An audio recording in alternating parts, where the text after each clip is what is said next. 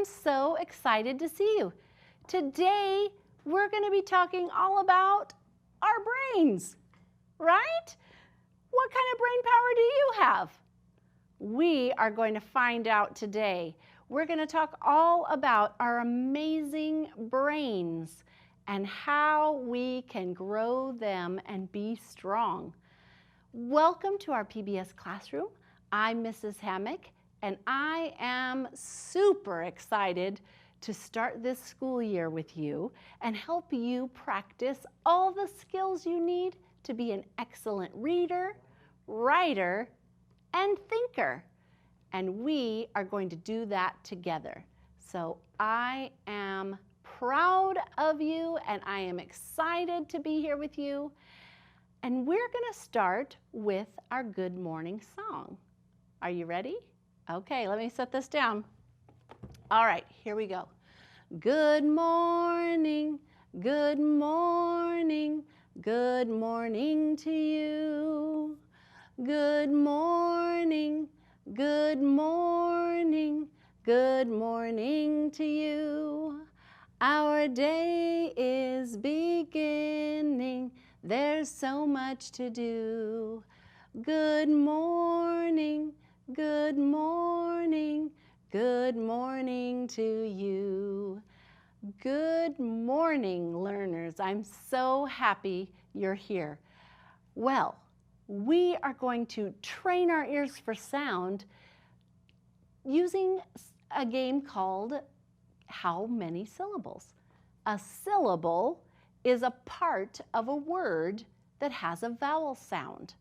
And so I'm going to say a word, and then we're going to see how many parts make up that word. Those are called syllables.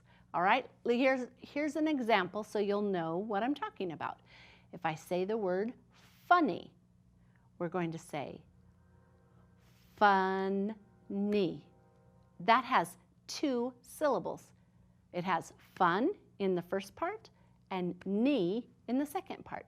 Another way you could do that besides clapping would be, how many times does your chin drop? Fun-y. And that's two. All right, let's try another one. Let's try little. Are you ready? That was one of our high frequency words this week.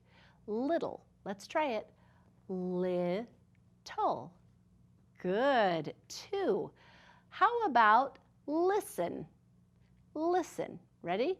Let's tap our feet this time. Listen. Oh, how many did you hear? Two. Good job. Now we've had a lot that have two. Not all words have two. How about, let's do car. You ready? Car. Oh, that one just has one. How about teacher? Let's try that. Let's do snaps. Teacher. Good job. You are getting the hang of it. Syllables help us because when we can break a word into syllables, that helps us to sound it out better. It also helps us when we're writing longer words. If we know the parts, we can break it apart and write the smaller syllable to put together. And so that is one of the reasons we practice syllables. It helps us when we are writing, and it also helps us when we're reading. Today we have the last of our consonants and the last short vowel to practice and review. So we are going to take a little look right over here at our word work board. And you can see I have our large sound spelling cards. So our first one is the W card. W. Now I know what you're thinking. Those don't look like U's, they look like V's, right? But it's called W. So W, we say W, window, W. Say that with me. W, window, W. Good job. There's only one way to spell that W sound, and that's with the W itself. Then we have X.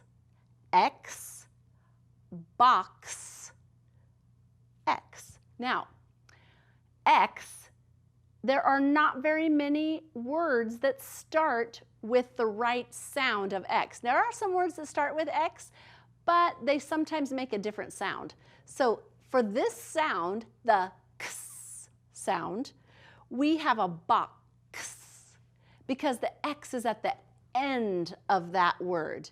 And so often when you see this letter, you'll see a picture that has that sound at the end. Sometimes my learners like to think about what a soda can sounds like. So if you have a soda can and you pop the top, it says X, and that's the sound that X makes. Now, this letter is the letter Y. Sometimes people get confused and they want to say that it says W because its name is Y, but it doesn't say that sound. Y, yo-yo, yeah. Y, yo-yo, yeah. So when you get stuck, look at that picture on the sound spelling card to help you. Yo-yo, and isolate that beginning sound. Yo-yo, and that will help you remember what sound the Y makes. And then we have the last consonant of the whole entire alphabet, and that is Z. Z, zipper, Z. What do you notice? I noticed it too. There are two ways to spell the Z sound. Some words at the end have an S that makes the Z sound. And so that's why this little line is here. It tells you that the Z sound at the end of a word sometimes is an S. And did you notice this? What do you think that means? This means that the Y sound is only at the beginning of a word. There's not going to be a Y sound at the end of a word. That sound only comes at the beginning. And then we have the last of our short vowels, and that is the E. E, egg, eh. E, egg, eh. There are two ways to spell the eh sound.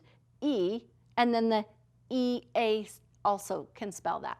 And you'll see some words as we go along that have that eh sound spelled with those two. It's not often, but it is there, and we want you to know that because it can get you confused when you're trying to read, so and when you're trying to write. All right, so we have W, W, window, window, W, X, box, X. Hey, did you hear that? Xbox? X. Y, yo-yo, Y, Z, zipper, Z, and E, egg, eh. Good job. That is all of the consonants and all 5 of the short vowels we've done this week. So if there was one or two that you need extra practice with, make sure you're practicing. All right, now we have some high frequency words for review. These are words that you might already know. They are review words, but if they're new to you, write them down and practice. Maybe you want to do a whack-a word. That's always fun.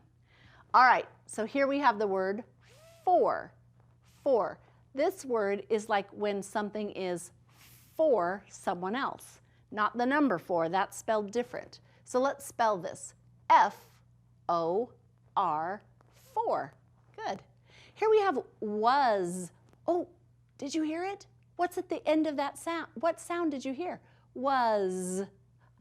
A perfect example. The word was has the S at the end that makes the Z sound. W-A-S, was. This, T-H-I-S, this. They, T-H-E-Y. Sometimes it helps to think about they is this, it's the with a Y at the end. So if you're trying to spell it, that will help you to spell it correctly. Then we have, H-A-V-E. And then we have said, S-A-I-D, said. Great job. Now we're going to come over to our writing board and we're going to practice writing these letters so that you can see how to form the letters correctly. You ready to help me? Let's go.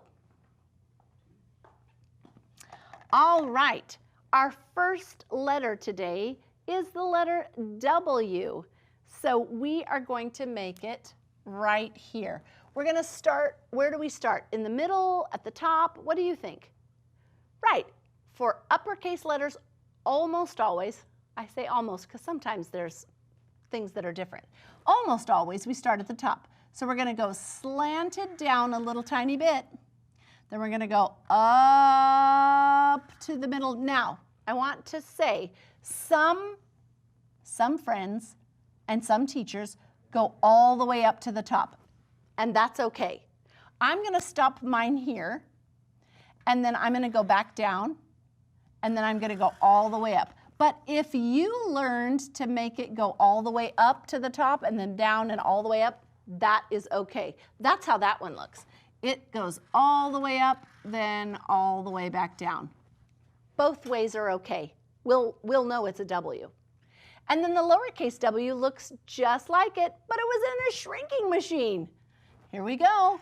Doot, doot, doot, doot. There it is. It's like you put two V's together, even though it's called W. Isn't that crazy? All right, the next one is an X. This is one of the easiest ones, I think. You're going to start at the top. You're going to go slanted down. Then you're going to go back to the top and go slanted down, just like that. And the lowercase x was in a shrinking machine. It looks exactly like the big one. All right, what do you think is next? Let's look. Oh, we've got the letter Y. Okay, now Y can be tricky. There are a few ways you can make a Y. We'll make the Y, I'll make it the way they did here. They did this. They did a V at the top section of the paper, and then a straight line down like that. Okay? And then the lowercase y is a slanted line, and then this stick goes way down here under the line. Okay? So that is the Y, and it says, yep, yeah, good job. And then we have the Z. We're going to go straight across the top. We're going to go slanted down like that, and then straight across the bottom. And you know what I'm going to say about the little z, right? Lowercase z? It's in a shrinking machine because it looks just the same as the big one. But we start down here at the dotted line. We go across and down, and then across the bottom, just like that. Okay, now we have the short vowel E. E can be tricky. It's going to go like this. Straight line down. Then we're going to go straight across. We're going to put a line on the dotted line, and then we're going to go over here on the bottom. So it has 3 lines. Okay? Now, lowercase e is the one that most learners have the hardest time with. So let me show you a trick. If you go just a little bit under the line, the dotted line, and go straight just a little bit. Now watch. You're going to go up and around, just like that. So start in the middle, go across, go up and around. And then you'll get the short E. Great writing. So we have W, X, Y, Z, and then our lowercase short, well, not lowercase, but short E sound for egg. Today, I have a great story for you. It's called Your Fantastic Elastic Brain. Because our brains are amazing. They're like your own personal supercomputer right inside your head. And so let's find out a little more about our brain. Let's go. All right, I'm going to put on my glasses, and I'm going to show you the front cover of the book because it is so cool. Now, do you see how they made the word brain? It's pink and it has all these little wrinkles and stuff because that is what your brain actually looks like. If we could peek inside, you would see something that looks kind of like these letters. with all these wrinkles and folds in it. It's pretty amazing. Your fantastic elastic brain. Stretch it, shape it. By JoAnn Deak, illustrated by Sarah Ackerley. This is a really good book. So let's find out about your beautiful brain. What does your brain really do? Does it fill the space between your ears? Well, yes, but your brain can do so much more. This little bird says, hello in there. And this little mouse says, all I see is pink stuff. Aren't you glad when we look in the mirror we don't see our brain? That would be, I don't know if I'd like that. Your brain helps you think and remember and name what you see and what you hear. It lets you move your body and feel both touch and emotions or feelings. Your brain does all the things that make you, you. Likes red food, favorite word is elbow, ping pong champion, knows global landmarks, good at science, enjoys reading pirate books. So here, these are all the things that this girl likes or knows how to do, and that's all in her brain. It comes from her brain. So what is your brain? Is it a muscle? No. The brain is an organ in your body. It is made up of cells and tissue. The brain controls everything that you do, everything you think, everything you feel, and everything you dream. Did you know your brain even controls your breathing and your heartbeat? You don't even have to think about those things because your brain takes care of it automatically. Isn't that amazing? So your brain is working to help you breathe and think and your heart to beat all the while you're thinking about other things. Isn't that cool? The brain has many parts that do all kinds of different jobs. Cerebrum, the hippocampus, the prefrontal cortex, the amygdala, and the cerebellum. And then now we're going to hear a little bit about those things.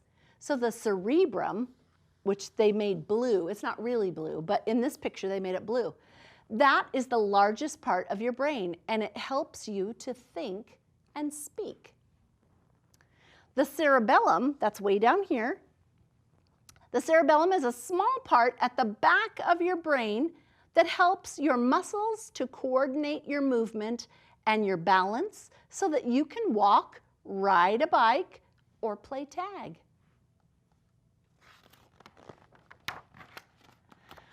Your prefrontal cortex, that spot, whoop, let me move that out of the way. That spot right up here in the front of your brain, that is the part of your brain behind your forehead, and it helps you to make plans and decisions. The hippocampus is in the middle there, and it is at the very center of your brain. It works like a file cabinet to help you store and find memories. The amygdala is a tightly packed group of cells deep inside in there, and inside that it controls your emotions or how you feel. Excited, angry, embarrassed, frightened, sad, happy. It's an important part of our brain that helps us to know what to do in circumstances so that we know how to respond. And then neurons are all over your brain, and they are the tiny brain cells that send electrical signals and messages to the other parts of your body. That is so cool. When you were born, you were very little, and your brain was small and not so strong. As you get older, your body grows and gets stronger. As part of your body, your brain grows, and you learn to do new things.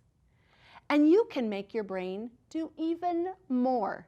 Your brain grows very fast during the first 10 years of your life.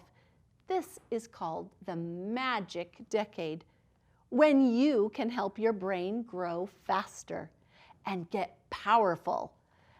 Just like lifting weights helps your muscles get stronger, when you learn new things, your brain gets stronger. You can give your brain a good workout by trying to learn lots of new things. Isn't that awesome?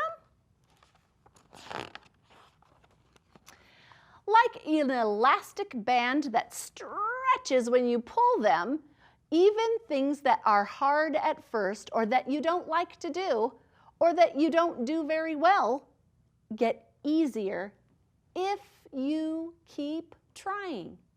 So, you know what I love about that is it's a great thing for you to remember. You might not like to, maybe reading is hard for you, or maybe writing is hard for you, or maybe you don't like to do it. But if you keep doing it and keep trying, you are going to get better and better and better because your brain will learn how to do those things that feel kind of hard.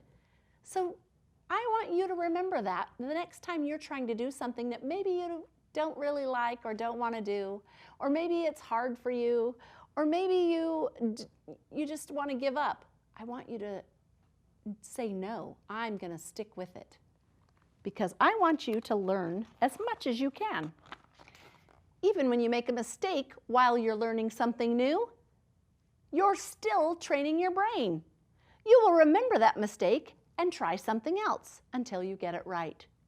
Making mistakes is one of the best ways that your brain learns and grows. Wow, did you know that? Mistakes are important for learning. If you aren't making mistakes, you're probably not learning anything. So go ahead and make mistakes. It's okay. And then your brain remembers that mistake and you can try something new. If you aren't willing to risk being wrong, you won't take the chances that stretch your beautiful, elastic brain. You can stretch the part of your brain that controls your feelings too. If you're frightened about taking a risk like learning to swim, finding the courage to put your face under the water stretches your amygdala, and it will help you to overcome your fear. So you will be braver the next time something scares you, like diving into the water. So that's an important thing to remember, that if you can be brave even when you're afraid to try something new, it helps to stretch your brain. Learning something new causes the brain to grow and make connections. When more connections are made, they can send and receive more signals and messages. And these connections help to stretch a part of your brain and make it more elastic so that it can hold on to new and more ideas. Isn't that amazing? When you learn something new, you're building on what you already learned. In the same way that your muscles in your body work together when you want to lift a heavy object or kick a ball, the different parts of your brain work together when you're learning something new.